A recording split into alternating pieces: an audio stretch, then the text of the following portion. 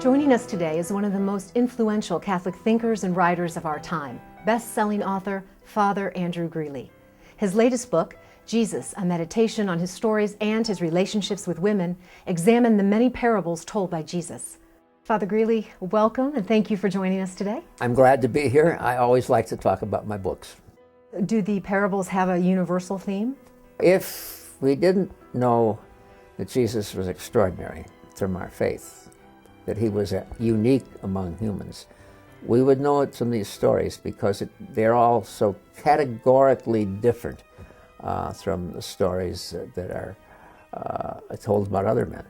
You talk about Jesus' attitudes towards women. Can you tell us how Jesus felt about women?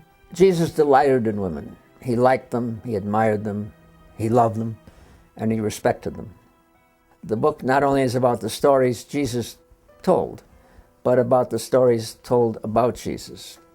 And the stories told about Jesus' relationship with women are almost as unbelievable as his parables, given the era in which he lived, when women were treated with contempt, when they were definitely inferior human beings. They could be bought and sold. And any wise person, such as Socrates, for example, was very critical of women. But Jesus never said a harsh word about them, never said a harsh word to them. He traveled with women in his entourage, equal with his apostles. Jesus was a radical feminist by the things he did and the things he said. Did he find Mary of Magdalene sexually attractive? How could he not have? Huh? I mean, he was a male member of the human species. He was more than that, but our doctrine says he was human in all things except sin. And finding members of the opposite gender, or even of the same gender, sexually attractive is not necessarily a sin. As a Catholic woman, I enjoyed that you said that if Jesus chose to be married and be a father, it wouldn't have changed who he was. No, Jesus was free. He was as free as any human. He had a mission, he had a destiny, and he decided at some point that that destiny was incompatible with having a family, as others of us have decided since then. But that doesn't mean this was something God forced him to do any more than he forced me to be a celibate. It was a matter of free choice for Jesus. I'm glad, Laura, as a Catholic woman, you like the book. Good. I have one reader.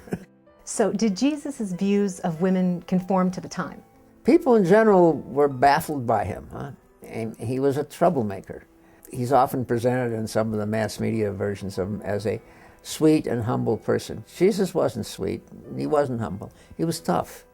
Do you think the people of Jesus' time got the meaning of his stories? I don't know how they reacted. I do know that he got crucified for telling his stories, so I think some people were infuriated by them. As you say in your book, God is a God of paradox. Yeah, but he's a God of surprises, and